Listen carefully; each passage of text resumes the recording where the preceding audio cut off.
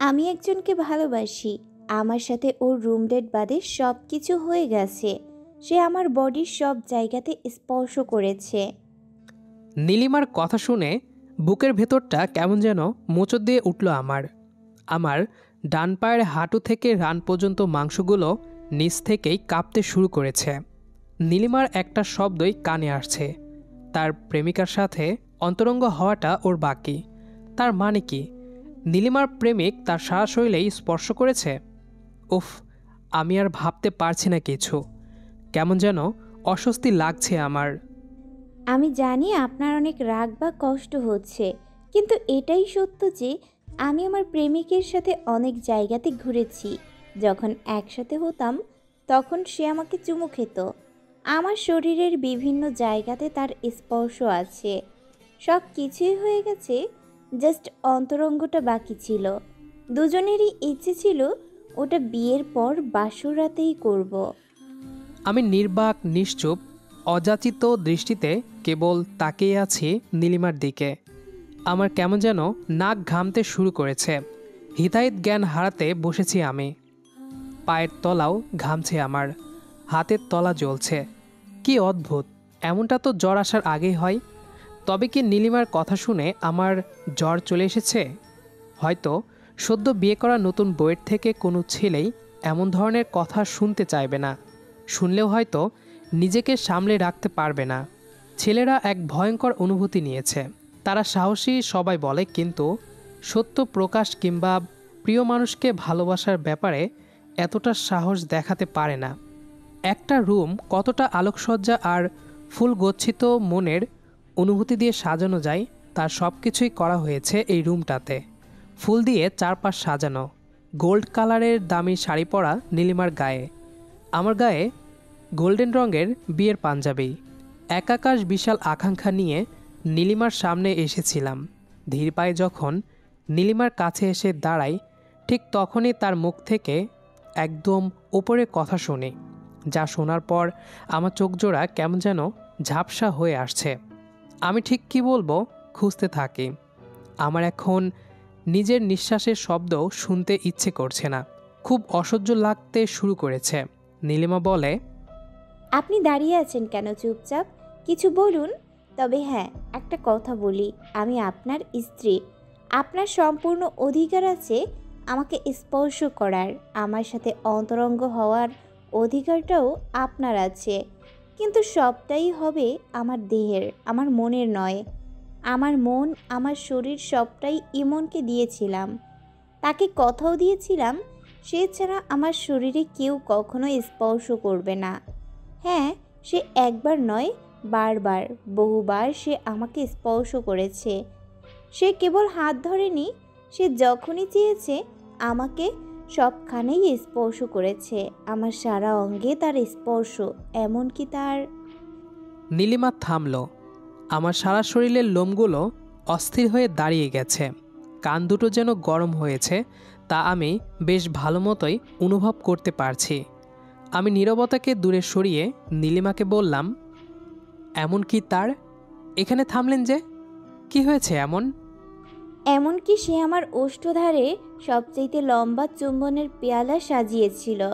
তাছাড়া সে আমার অনেক জায়গাতে তার নরম ঠোঁট দিয়ে স্নেহভরে স্পর্শ করেছে। আপনাকে কথাগুলো কেন বলেছি জানেন? কেন? যেন আপনি আমাকে স্পর্শ না করেন। অধিকার আছে আপনার, আমি বারণ করব না। আমি জানি আপনি অনেক কিছু বোঝেন। এতক্ষণ আমার কথা শুনে চুপ আছেন, বুঝে গিয়েছি আপনি কেমন। তাই আপনাকে জানিয়ে দিলাম, আপনি এখন ভাবেন আমাকে টাচ করবেন কি না। আমার পা যেন চলছে না। কোনো রকমে হেঁটে টেবিলের কাছে আসলাম। এক গ্লাস পানি গলার ভিতরে ঢেলে জোরে জোরে শ্বাস নিলাম। নিজেকে একটু শান্ত রেখে বললাম, আমি নেশাখোর নই, আমি পাগলও নই যে মাতাল হয়ে পাগল বেশে আপনাকে টাচ করব। নিশ্চিত থাকেন, আমার মনে যে কালো মেঘের আবির্ভাব হয়েছে তা ঝোড়ো বৃষ্টিতে এক পৃথিবী ভাসিয়ে দিলেও মনের বর্ষাকাল শেষ হবে না। আমি কথাগুলো বলে বাইরে চলে আসি। আমার সারা শরীরের জ্বর চলে এসেছে। আজকে আমার সাথে নীলিমার বিয়ে হয়েছে। নীলিমাকে বাড়ির সবারই পছন্দ, পছন্দ হবে না কেন? নীলিমা দেখতে খুবই সুন্দরী মেয়েদের মধ্যে একজন। তার থেকে বড় কথা, নীলিমা আমাদের আত্মীয়র মধ্যে মেয়ে, মানে ছোট থেকে সবাই নীলিমাকে জানে চেনে। কেউ কখনো নীলিমার কোনো খারাপ দিক দেখেনি, সবার থেকে তার ভালো রিভিউ ছিল 100-তে 100। অথচ সেই মেয়েটাই গোপনে এত কিছু করেছে। ছি, ভাবতেই আমার কেমন যেন বমি পাচ্ছে। মানুষ তো বলে যে চলে যায় তাকে যেতে দাও, যে থাকার সে থাকবেই। যদি সে চলে যায় তাহলে অবশ্যই ভালো একজন অপেক্ষা করছে। এই কথাগুলো রিশমি আমাকে ছেড়ে যাওয়ার সময় সবাই বলেছিল। যখন আমি তথাকথিত প্রেমিকা হারানোর শোকে ব্যর্থতাকে মেনে নিয়ে ডিপ্রেশনে ভুগছিলাম, তখনই মানুষ এসে এটাই বলেছিল। আমি রিশমিকে ভালোবেসেছিলাম, কিন্তু সে কখনো মূল্য দেয়নি। আমি তার হাতটুকু অবধিও ধরিনি। তার সঙ্গ, তার কথা বলা, তার পাশে থাকাটাকেই আমার কাছে শ্রেষ্ঠ প্রেম হিসেবে জানান দিয়েছিল। এটাই ভালোবাসা। তবে কি আমি খুব বোকা ছিলাম? রেশমির কথা হঠাৎ মনে পড়ল। তার কথা ভাবতে চাই না আমি। একরাশ বিরক্ত আর অহেতুক বিষণ্ণতা এসে ভর করুক রেশমিকে নিয়ে আমার মনে। আমি তা একটুও চাই না। নীলিমার সাথে যখন আমার বিয়ের কথা হচ্ছিল তখনও আমি দ্বিমত পোষণ করিনি। নীলিমা কেমন কি করে কিছুই জানার প্রয়োজন বোধ করিনি। সবাই যেহেতু রাজি, তাই আমি আর না করিনি। যেহেতু তার পরিবারের সাথে পূর্ব আত্মীয়তা, সে সুবাদে বলা চলে নীলিমা আমার কাজিন, বাবার চাচাতো ভাইয়ের শ্বশুরবাড়ির মেয়ে সে। আজকে নীলিমার সাথে বেশ ধুমধাম করে আমার বিয়ে হয়। সকাল হয়েছে, আমি বাইরে বসে রাত কাটিয়ে দিলাম। ভালো লাগছে না। সিদ্ধান্ত নিলাম নীলিমাকে তার প্রেমিকের হাতে তুলে দিব। আমার সাথে পরে যা খুশি হোক, সব মেনে নিব। তবু নীলিমা আমার কাছে যতদিন থাকবে ততদিন আমি শান্তিতে থাকতে পারবো না। রুমে আসলাম, নীলিমা দেখি বসে আছে। আমি যেয়ে সামনে দাঁড়ালাম। সে বলল, বাহিরে ছিলেন সারা রাত, এখন কি আমার সাথে অন্তরঙ্গ হতে চলে আসলেন? আমি যদি ইমন মানে আপনার প্রেমিকের হাতে আপনাকে তুলে দিই কেমন হয়? সব কিছু আমি সামলে নেব, আপনি শুধু তার হয়েই থেকে যাবেন। নীলিমা শব্দ করে হাসল।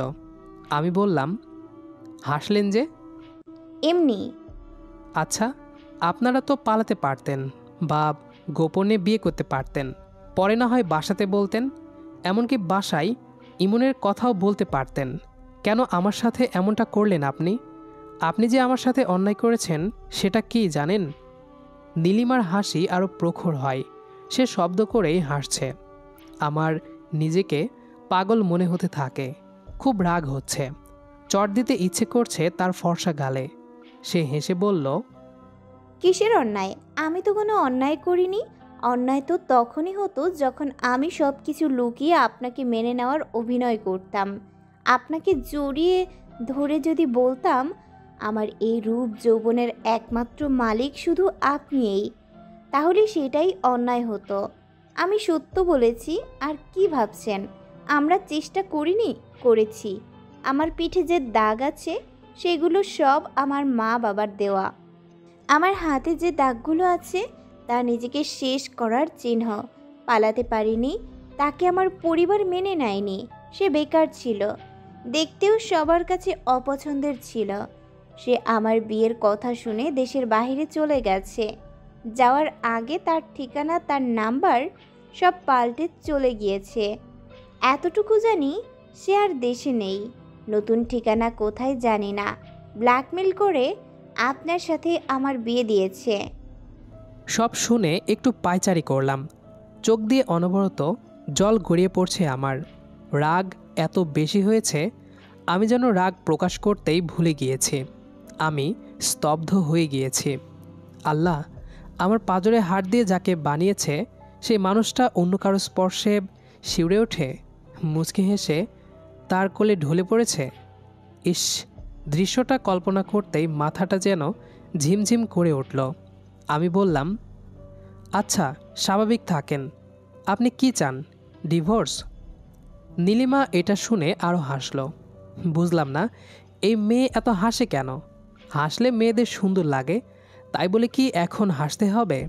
বিরক্ত হয়ে চিৎকার করে বললাম, সমস্যা কি আপনার? হাসবেন না তো, খুব রাগ লাগছে আমার। আমি আপনাকে চট দিয়েও স্পর্শ করতে চাই না। বলেন কি চান? ডিভোর্স লাগবে? না, ডিভোর্স কেন চাইবো? এটা হলে মা বাবা আমাকে শান্তিতে থাকতে দেবে না। আমি এখানেই থাকতে চাই, আমার মতো করেই থাকতে চাই। ডিভোর্স কখনো চাই না। এবার আমি হাসলাম। আমার হাসিতে নীলিমা অবাক হয়।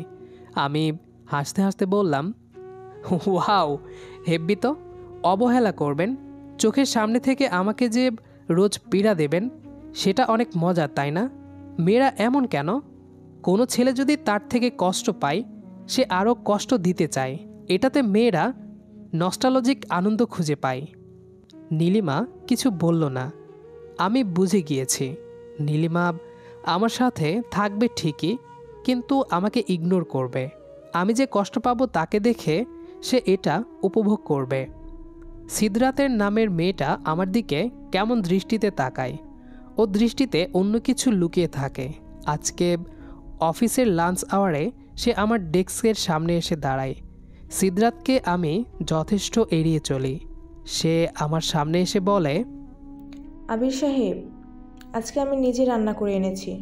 আপনাকে তো আজ সপ্তাহখানেক ধরে দেখছি ক্যান্টিন থেকে খাবার খান। আগে তো বাসা থেকে আনতেন। চলেন আজকে অর্ধেক শেয়ার করি। নীলিমার সাথে বিয়ের 1 সপ্তাহ পর চলে এসেছি অফিসে। সব কিছু আগের মতো করার চেষ্টা করছি। সিদরাত আবার বলল, কি হলো?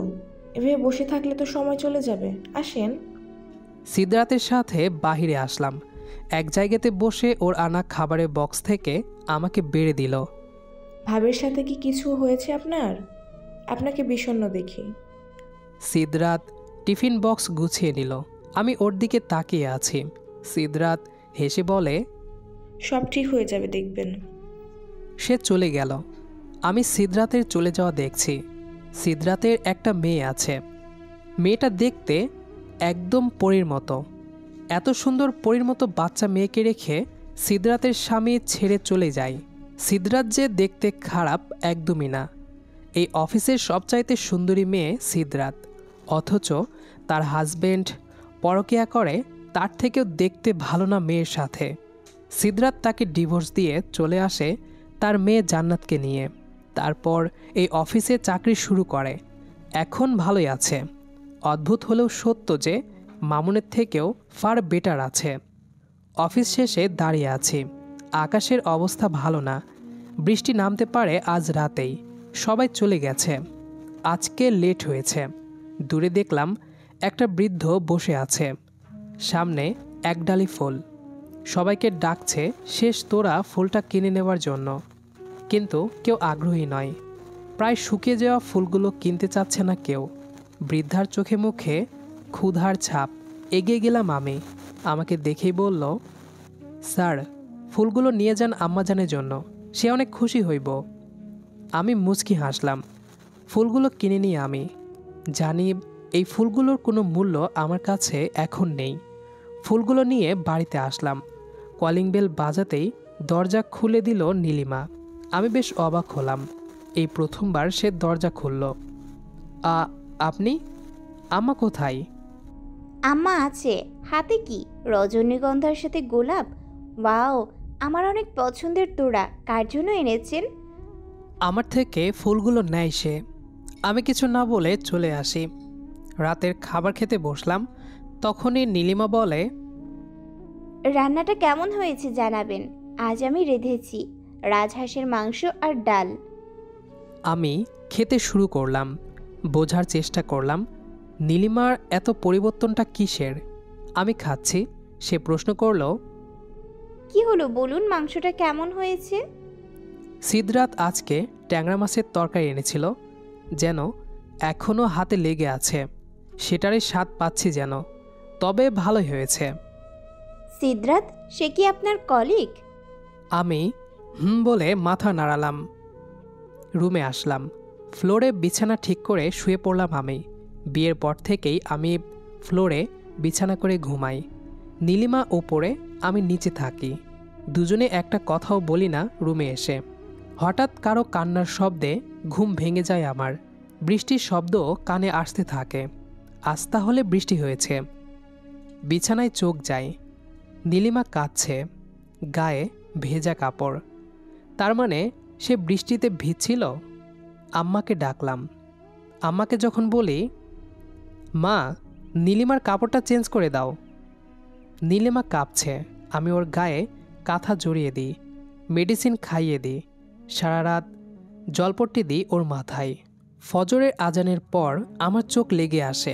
কখন যে ঘুমিয়ে পড়ি আমি টের পাইনি। হঠাৎ ঘুম ভাঙে আমার। নীলিমার কথা শুনতে পাই। আপনি আপনার আমার মাথায় হাত দিয়ে আমার বিছানায় ঘুমিয়েছেন? আপনি খারাপ ছেলের মতো আচরণ করলেন আমার সাথে। আপনি না বলেছিলেন আমাকে স্পর্শ করবেন না? আসলে কালকে আপনার গায়ে ভেজা কাপড় ছিল, ভিজেছিলেন। আপনার অনেক জ্বর। পুরো কথাটা শেষ করতে পারেনি, ঠাস করে চর পড়ে আমার গালে। নীলিমা চর দিয়ে বলে, ছি, আপনি এতটা খারাপ? যেই দেখলেন আমার ভেজা কাপড় অমনি লোভ সামলাতে পারলেন না, আমাকে স্পর্শ করার চান্স মিস করলেন না। বাহ, আমার গায়ে শুকনা কাপড়। ও, তার মানে আপনি আমার কাপড়টাও খুলেছিলেন? ছি, আপনার মতো মানুষ এমনটা করতে পারলো? আপনাকে আমি কি না কি ভেবেছিলাম, আর আপনি কি না।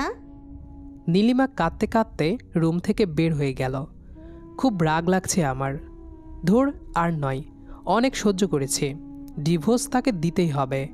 আমি দ্রুত রেডি হয়ে কিছু না খেয়েই অফিসে চলে আসি। বাসায় আজকে আর ফোন করব না যে নীলিমা খেয়েছে কি না সেটা জানার জন্য। সারাদিন অফিসে থাকি। সারাদিন ফোন অফ ছিল আমার। অফিস শেষ করে রাস্তার পাশে ল্যাম্পপোস্টের নিচে বসলাম। ঘড়িতে তখন 8টা বাজে। ফোনটা অন করলাম। 1 মিনিটের মধ্যে মিস কল অ্যালার্টের নোটিফিকেশন আসা শুরু করে। আননোন নাম্বার থেকে 20টার বেশি কল।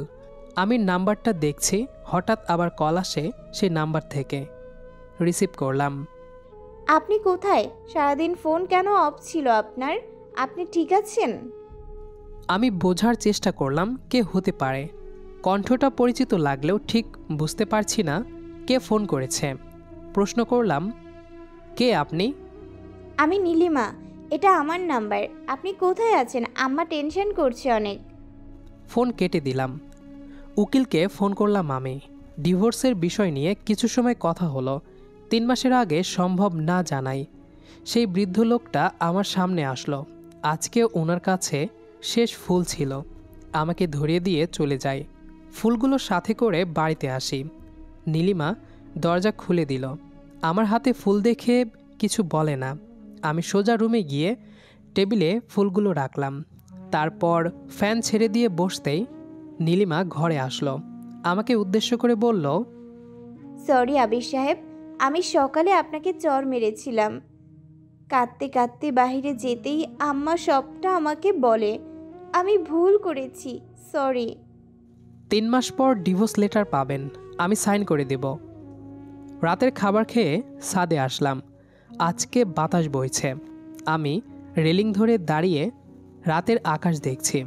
আকাশের দিকে তাকিয়ে আছি। যে শহরে তুমি নেই সেখানে বৃষ্টির দানার মতো শূন্যতা নামে অবিরাম। নৈশব্দের তুষারপাতে মেরু বরফের মতো জমে ওঠে অবক্ত কথামালা। যে শহরে তুমি নেই সেখানে অযাচিত প্রত্যাশায় কলিং বেলের দিকে ছুটে যায় হাত। দেওয়ালের প্রাচীর ফোকরে করুণ আর্তনাদে প্রতিধ্বনিত হয় লাইলের সুর। অনেক সুন্দর করে আবৃত্তি করেন আপনি। আমি চমকালাম। নীলিমা এসেছে। বাসর রাতের কথাগুলো মনে আছে আপনার? সেদিন যে কথাগুলো আপনাকে বলেছিলাম তার সবটাই মিথ্যা ছিল। তবে এটা সত্য ছিল যে আমি একজনকে ভালোবাসতাম, কিন্তু তার সাথে কেবল দেখা হতো আমার। সে আমার পিছনে 4 বছর ঘুরেছিল। 4 বছরে মনে পড়ে আমরা কেবল 10 বার কথা বলেছি। আমি ডাকলে সে পালাতো, সে ডাকলে আমি ভয়ে চলে আসতাম। তার এই ঘোরার কারণে আমি তার প্রতি একটা সময় প্রচণ্ড দুর্বল হয়ে পড়ি। সত্যি সত্যি তাকে ভালোবেসেছিলাম, কিন্তু হঠাৎ করে সে উধাও হয়। 1 বছর ধরে আমি তাকে আর দেখি না। কি সাংঘাতিক ব্যাপার! যে ছেলে 4 বছর ধরে একই রাস্তায় একই সময়ে আমার জন্য অপেক্ষা করত, সেই ছেলেটাকে 1 বছর যাবৎ দেখি না। যেদিন আমার বিয়ে হয় তার ঠিক 2 ঘন্টা আগে একজন চিরকুট দিয়ে যায় আমার হাতে। ছেলেটার নাম ছিল ইমন। ইমনের চিঠিতে লেখা ছিল, প্রিয় মায়াবতী, বিষের পেয়ালা হাতে নিয়ে বলতে পারি, এ যদি বিষ হয় তবে তুমি ভেবে এটি আমি নিমিষেই গিলতে পারি। যদি মৃত্যুর মিছিলে যেতে যেতে জানতে চাও কি চাও, আমি নির্দ্বিধায় বলে দেব তোমাকে একটাবার আমার দেখিতে চাওয়ার ইচ্ছা। সেখানে আরও লেখা ছিল, এই চিঠি যখন লিখেছি তখন আমি হাসপাতালের বেডে। কয়েক ঘন্টা সময় আছে আমার মৃত্যুর। আমার হার্ট ড্যামেজ হয়ে গিয়েছে। ভালো থেকো ইলাবতী। সেদিন চিঠিটা পড়ে অনেক কেঁদেছিলাম। তারপর আপনার সাথে বিয়ে হলো। মাথায় উদ্ভট চিন্তা আর কথা আসে। তাই সেদিন অমন করে বলেছিলাম, আমাকে কি মাফ করা যায় না? রাগ লাগে আমার, নিজেকে আর সামলাতে পারিনি। ঠাস ঠাস করে 2টো চড় লাগিয়ে দিলাম নীলিমার গালে। সে আমাকে শক্ত করে জড়িয়ে ধরে বলতে থাকে, আপনাকে আমি ভালোবাসি এখন। আমাকে গ্রহণ করে নিন। আমি কখনো আপনাকে আর কষ্ট দিব না।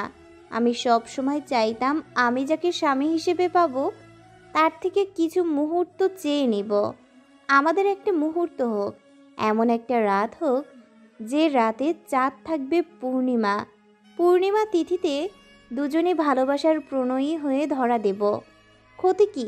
তোমার আর আমার অবাধ্য চাওয়াটা না হয় পূর্ণতা পাবে। এমন একটা সন্ধ্যা হবে, সমুদ্রের পাড়ে দাঁড়িয়ে দুজনে অস্তমিত সূর্য দেখব। ঠিক যেভাবে সমুদ্রের বুকে সূর্য লুকাবে, আমি ঠিক সেভাবে তোমার বুকে ঠাঁই খুঁজে নিব। এমন একটা বৃষ্টিময় বিকেল হোক, পাহাড়ি আঁকাবাঁকা রাস্তায় দুজনে হাঁটব। ঝুম বৃষ্টি নামবে, দোতলায় একটা ঘরের ঠিকানা মিলবে। রিমঝিম শব্দে মন মাতবে, মেঘের শব্দে তোমাকে জাপটে ধরব। তুমি আগলে নিবে, বলবে, এমন বৃষ্টিময় বিকেল আমি 1000বার চাই, যে বৃষ্টিতে তোমাকে ছুঁয়ে দেখা যায়। এমন একটা দুপুর হোক, তপ্তময় সূর্যের রোশনিতে সবাই পুড়ে ছাই। একটা শীতল পাটি বিছিয়ে রাখব, তুমি আমার কোলে মাথা রাখবে, আমি সযত্নে তোমার সুখ কুড়িয়ে দিব। এমন একটা সকাল হোক না, ভোরের স্নিগ্ধ আলোয় তুমি কপালে লেপ্টে থাকা চুল সরিয়ে চুমো এঁকে দিবে। হোক না আমাদের একান্ত কিছু মুহূর্ত। আমি তাকে ছাড়িয়ে নিলাম। তারপর ছাদ থেকে চলে আসি। কি ভাবছেন এত সহজে গ্রহণ করব? একদমই না। গ্রহণ তো তাকে করব, তবে কিছুদিন পর। এখন একটু কষ্ট পাক, তবেই বুঝবে আমি কতটা কষ্ট নিয়ে বেঁচেছিলাম। বুঝুক সে কষ্ট কাকে বলে। কদিন পর না হয় আমি নিজেই আমার বুকে টেনে নিব তাকে। তো যাই হোক, আমাদের আজকের গল্পটি এ পর্যন্তই। গল্পটি আপনাদের কাছে কেমন লেগেছে সেটি অবশ্যই কমেন্ট করে জানাবেন। দেখা হবে আবারও নতুন কোনো গল্প নিয়ে। সেই পর্যন্ত আমাদের সাথেই থাকবেন। আর পুরো গল্পটি শেষ পর্যন্ত শোনার জন্য অসংখ্য ধন্যবাদ।